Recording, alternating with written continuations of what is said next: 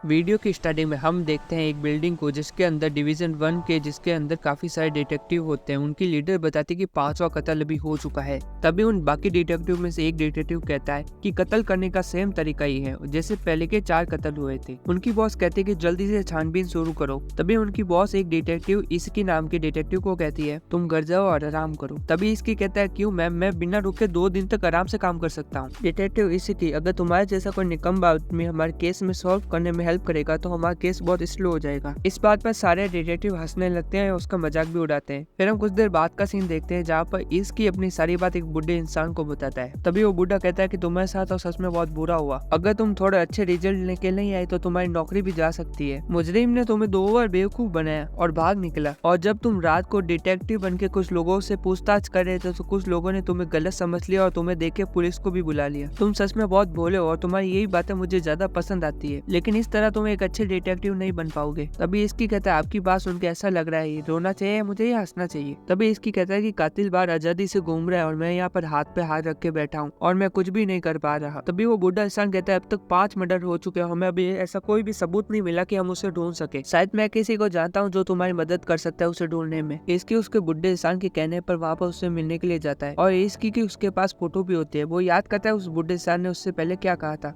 और उस डिटेक्टिव का नाम है कामनो हासी। और हाँ, वो कोई आम डिटेक्टिव नहीं है, वो बहुत ही ज्यादा होशियार है और अब तुम्हें जाके उसे मिलना चाहिए। तभी इसकी कहता है अब लगता है मेरे पास अपनी नौकरी बचाने का कोई दूसरा रास्ता नहीं है। तभी इसकी उसके अपार्टमेंट के सामने पहुंचता है। तभी उसके डोरबेल बजाने की कोशिश करता है, लेकिन उससे पहले वो एक आवाज सुनता है तुम इतने बेफिक्र कैसे हो। इसकी थोड़ा चौंकते हुए अपने आसपास देखता है कि एक आवाज कहाँ से आई। फिर उसे लगता है कि हो सकता है ये उसका वहम हो, इसलिए वो दोबारा से डोरबेल बजाने के लिए आगे बढ़ता है। लेकिन फिर से आवाज आती है और इसकी को कहता है कि तुम्हें अपना काम खुद करना चाहिए। इसकी अपने आसपास देखता है लेकिन वहाँ पर कोई नहीं होता। फिर इसकी कहता है तुम जो भी हो लेकिन तुम मुझे गलत इंसान समझ रहे हो। तुम जो सोच रहे हो मैं वो इंसान नहीं हूँ, शायद मैं गलत जगह आ गया हूँ, तुम वो इंसान नहीं हो शायद। तभी वो आवाज वापस आती है और कहता है अगर तुम्हें किससे मदद चाहिए तो तुम ऐसे बात करते हो उससे। और गुस्से में इसकी को कहता है कि तुम्हें वापस मंदिर चले जाना चाहिए। इसकी कहता है आखिर तुम्हें कैसे पता कि मैं मंदिर से आया हूँ। तभी वो आवाज कहती है तुम्हें बस यहाँ से चले जाना चाहिए। इसकी कहता है मुझे माफ करना लेकिन मुझे तुमसे बात करनी है। मुझे यहाँ पर मेट्रो पुलिस डिपार्टमेंट के किकू सान ने यहाँ पर भेजा है। कुकू सान वही बुढ़ा आदमी है जिसने यहाँ पर इसकी को भेजा है। तभी दरवाजा खोलता है, कामनो हासी रॉन बाहर आता है और वो कहता है तो तुम्हें किकू सान ने यहाँ पर भेजा है। तभी इसकी कहता है आखिर तुम कौन हो। तभी रॉन कहता है आखिर तुम भी तो मुझसे यहाँ मिलने के लिए आए थे, यानी कि तुम ही रॉन कामनो हासी हो। तुम्हारी फोटो में तुम एक जेंटलमैन लग रहे हो और तुम्हारी आंखों में वो चमक जो पहले थी वो अब नहीं है। तुम्हें देख के लग रहा है तुम जिंदा ही नहीं हो। रॉन कहता है अगर तुम्हारा हो गया तो तुम जा सकते हो। वो दोनों अपार्टमेंट के अंदर आते हैं। तभी रॉन कहता है ये किकू सान मुझे अकेला क्यों नहीं छोड़ देता।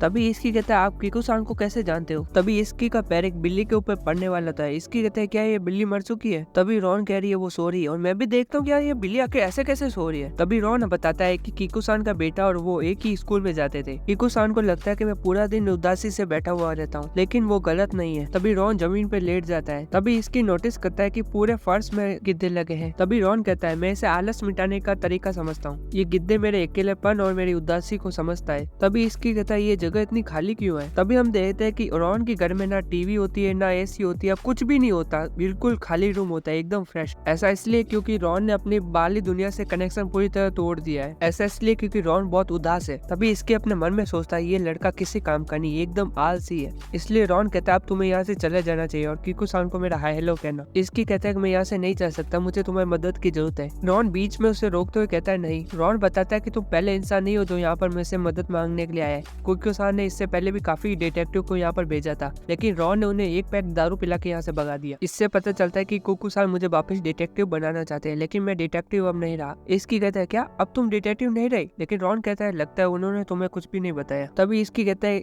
किकू सान ने मुझे कहा था कि मैं केस के रिलेटेड तुमसे बात कर सकता हूँ। इसकी अपने केस के बारे में उसे बताने वाला होता है, लेकिन रॉन उसे रोक देता है बीच में। इसकी उसको बार बार बताने की कोशिश करता है केस के बारे में, लेकिन रॉन उसे रोक देता है। वो जानना ही नहीं चाहता कि केस के बारे में क्या है। इसकी कहता है कि लोगों की जान खतरे में, इसलिए मुझे तुम्हारी मदद चाहिए। लेकिन रॉन कहता है कि इससे मेरा कोई भी लेना देना नहीं है, इसलिए इसके यहाँ से अब जाने लगता है। लेकिन जाने से पहले वो कहता है कि वो उसकी अब मदद नहीं लेगा, मुझे उस किकू सान के लिए बुरा लग रहा है। तभी रॉन कहता है हाँ तुम चले जाओ, वैसे भी तुम भगवान के सामने हाथ जोड़ते हुए अच्छे लगते हो। इसकी पूछता है आखिर तुम्हें कैसे पता कि मैं मंदिर जाके आया हूँ। रॉन कहता है बहुत आसान है, मैंने देखा है कि तुम्हारे कंधे के ऊपर पाइन फूल की पत्तियां हैं और ये पत्तियां एक ही जगह मिल सकती है, वो है उस श्राइन में, यानी कि वही मंदिर जहाँ से तुम आए थे। और साथ में तेरी कोट में लेफ्ट जेब में रखा है कॉफी का कैन और तेरे राइट वाली जेब में चिल्लर बज रहे हैं, यानी कि खुले पैसे, और तुम्हें कॉफी खरीदने के लिए नोट दिया होगा। इसकी चौंकता और कहता है ये तो लाजवाब है। इसकी कहता है कि तुम जैसा निठेला और बोरिंग इंसान इतना अच्छा अंदाजा कैसे लगा पा रहा है। रॉन कहता है तुम बिना सोचे समझे कुछ भी बोल देते हो और तुम्हारी बात सुन के लग रहा है कि तुम किसी और के ऊपर निर्भर रहते हो हमेशा, और कोई भी काम शुरू करने से पहले मंदिर जाना ये एक अच्छी परवरिश है, और इससे देख तो लगता है कि तुम्हारे ग्रैंडपा ने तुम्हारी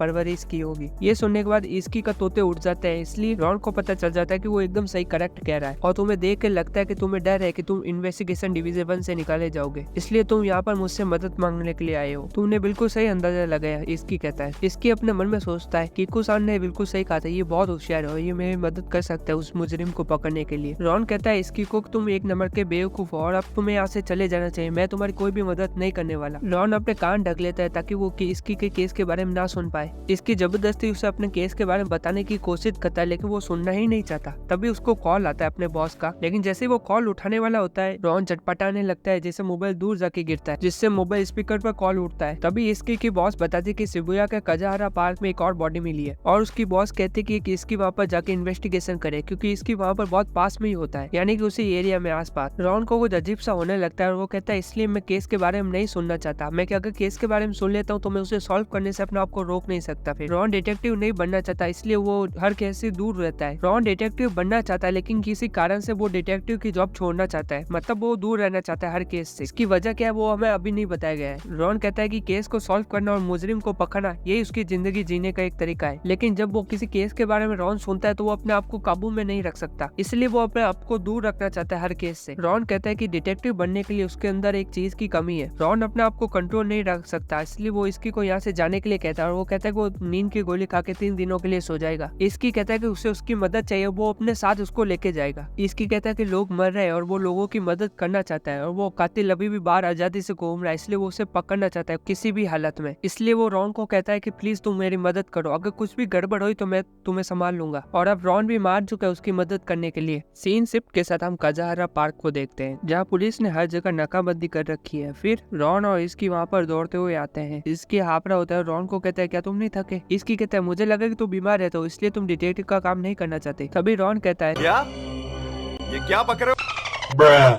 रॉन कहता है ऐसा कुछ भी नहीं है, जबकि मैं जब भी फ्री होता हूँ तो मैं वर्कआउट करता हूँ। तभी पुलिस अभी तक वहाँ पर जो भी छानबीन हुई है वो सारी बातें इसकी को बताते हैं। पुलिस को विक्टिम की बॉडी के पास बिजनेस कार्ड मिला है और उससे पता चलता है कि एक दलाल है, और हमें इस बंदे का नाम के साथ एक बिजनेस पार्टी कार्ड भी मिला है। लोगों के बयान से हमें पता चला है कि विक्टिम की बॉडी को यहाँ पहले किसी ने नहीं देखा। रॉन विक्टिम की बॉडी के पास जाके लेट जाता है। रॉन विक्टिम की बॉडी को कहता है चिंता मत करो, मैं तुम्हारा बदला लूंगा। इसकी और पुलिस वाला दोनों चौंक जाता है। पुलिस वाला कहता है इसका ऊपर करना ढीला है क्या? तभी रॉन कहता है लगता है तुम्हारी टिकट डूबने से कटी है, और इसने बिना लड़े अपना सामान भी दे दिया। पुलिस वाला इसकी को कहता है कि आपने उसे बताया कि पहले हमें जो बॉडीज मिली थी उनके साथ क्या हुआ? इसकी मना करता है। रॉन कहता है ये उसका स्टाइल है विक्टिम के बारे में सब कुछ पता करने का। रॉन बताता है कि विक्टिम के मुंह से निकल रहा है सफेद जाग, उससे पता चलता है कि डूबने से इसकी मौत हुई। विक्टिम के कपड़े भी एकदम सही कंडीशन से है, इससे पता चलता है कि उसके साथ कोई भी लड़ाई झगड़ा नहीं हुआ है, और विक्टिम के बहुत सी चीजें चोरी हो चुकी है, वॉलेट एंड घड़ी। इसकी कहता है तुमने सही कहा, इससे पहले 9 महीने में जो भी विक्टिम हमें मिले उनकी पोस्टमार्टम करने से हमें पता चला है कि विक्टिम ने ना तो ड्रग्स लिए ना शराब पी है, उनकी मौत डूबने से हुई है, लेकिन विक्टिम की बॉडी के आसपास के इलाके में कहीं पे भी पानी नहीं है। ये बहुत अजीब है। और एक और बात अजीब है, मरने वाले सिर्फ आदमी थे। इसकी रॉन को अपने टेबलेट में दिखाता है कि विक्टिम मरने से पहले उनकी आखिरी लोकेशन दिखाता है। Wedding party, classes and birthday parties, ये थी उन विक्टिम की आखिरी लोकेशन। रॉन बताता है हो सकता है कि मुजिम उसी इलाके के आसपास रहता हो। इसकी कहता है ऐसी कौन सी जगह हो सकती है जो विक्टिम बिना लड़े उनकी डूबने से मौत हो सके?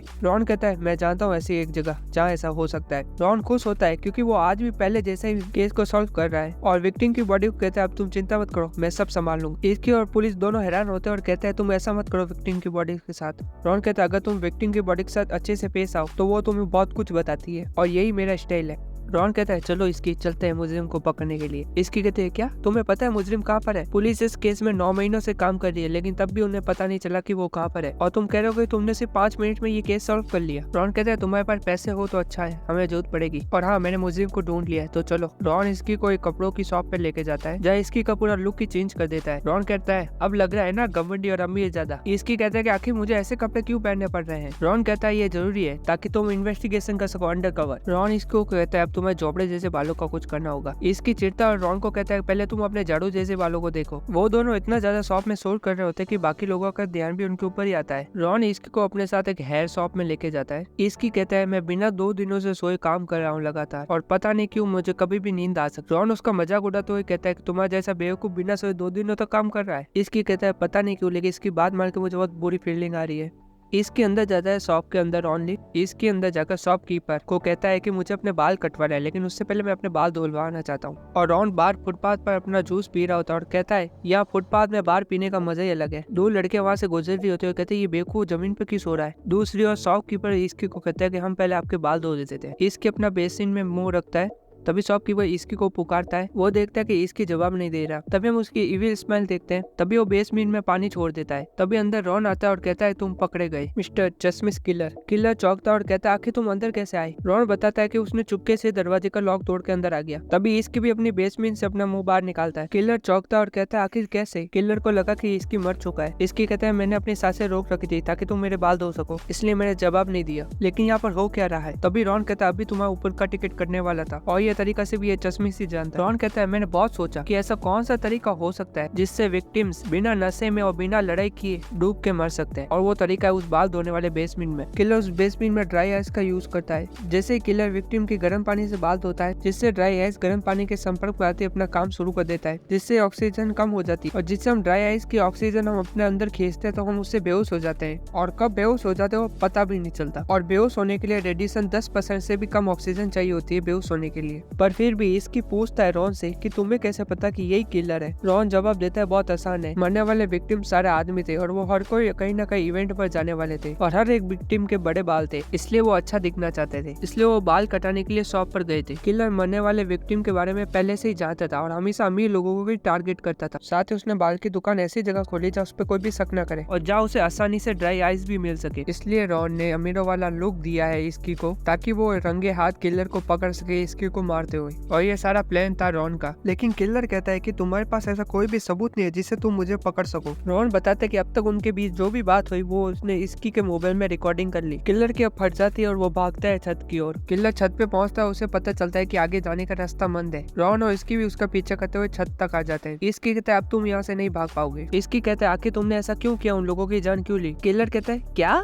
तुम्हें जानना है मैंने उनको क्यों मारा? और सिर्फ पैसों के लिए, और क्या वजह हो सकती है? और उन्हें मारने का मुझे कोई भी पछतावा नहीं है। क्या तुम जानते भी हो उन लोगों ने, अमीरों ने मेरे साथ क्या किया? उन लोगों के कारण सेस का मेरे ऊपर कर्जा हो गया, इसलिए मैंने उन लोगों को मार दिया। इसकी कहता है इतनी छोटी सी बात के लिए तुमने उन लोगों की जान ली। पर पता नहीं रॉन को अचानक से क्या होता है और वो किलर को छत से कूदने के लिए कहता है। ऐसा देख के लग रहा है कि रॉन हिप्नोटाइज कर रहा है किलर को, और ऐसा देख के लग रहा है कि रॉन को खुद नहीं पता कि वो आखिर कर क्या रहा है, वो होश में नहीं है। किलर की आंखों में देख के ऐसा लग रहा है जैसे वो हिप्नोटाइज हो चुका है और वो छत से नीचे कूदने के लिए चला जाता है। रॉन कहता है उनको जीने का कोई हक नहीं है जो लोगों की लाइफ को बहुत छोटा समझते हैं। इसकी रॉन को आवाज देता है और कहता है कि आखिर तुम ये क्या कर रहे हो? रॉन के सरों में दर्द होने लगता है और वो बैठ जाता है। इसकी देखता है कि वो क्रिमिनल ने छलांग लगा ली होती है, लेकिन इसकी ने आखिरी वक्त पर उसका पैर पकड़ लिया होता है। तभी रॉन भी होश में आता है और वो कहता है आखिर यहाँ पर हो क्या रहा है? तभी इसकी रॉन को कहता है कि तुमने उसे कूदने के लिए कहा। तभी रॉन कहता है मुझे यहाँ पर आना ही नहीं चाहिए था, मैंने फिर से वही दोबारा गलती कर दी। ऐसे ही वो बड़बड़ाने लगता है। इसकी कहता है बड़बड़ाना मन करो और मेरी मदद करो। रॉन देखता है कि उसने क्रिमिनल को पकड़ रखा है और वो जिंदा है। फिर इसकी और वो क्रिमिनल दोनों नीचे गिरने लगते हैं, लेकिन रॉन उसके पास जो वायर जैसी रस्सी होती है वो उससे उन दोनों को बचा लेता है। वहाँ नीचे लोग काफी सारे इकट्ठा हो चुके होते हैं और उनमें से एक कुकुसान भी होता है। सीन शिफ्ट होता है, रॉन के अपार्टमेंट को देखते हैं जहाँ रॉन अपनी कमजोरी के बारे में इसकी को बताता है। क्रिमिनल को पकड़ने के बाद वो उसे मजबूर करता है मरने के लिए, लेकिन वो होश में नहीं होता और होश में आने के बाद उसे कुछ भी याद नहीं रहता, और यही इसकी सबसे बड़ी प्रॉब्लम है। लेकिन अब बात अलग है। जब मैंने देखा कि तुम जैसे बेवकूफ को उससे बचाते हुए, तब मैं समझ गया कि कुकुसान ने काफी सारे होशियार डिटेक्टिव को मेरे पास भेजा मेरा पार्टनर बनने के लिए, लेकिन मुझे कोई होशियार पार्टनर नहीं चाहिए, बल्कि मुझे तुम जैसा एक बेवकूफ पार्टनर की जरूरत है। रॉन के कहने का मतलब है अगर ऐसे हालात कोई भी वापस होंगे तो इसकी उसे संभाल लेगा। इसकी चिंता है कि रॉन ने उसे बेवकूफ कैसे कह दिया। फिर रॉन कहता है अगर तुम्हारे पास ऐसा कोई भी केस आए तो मेरे पास आना, हम साथ में मिलकर उस केस को सॉल्व करेंगे। मेरा दिमाग का इस्तेमाल करके तुम एक बेहतरीन डिटेक्टिव बन सकते हो। और यहीं पे इस एपिसोड का एंड होता है।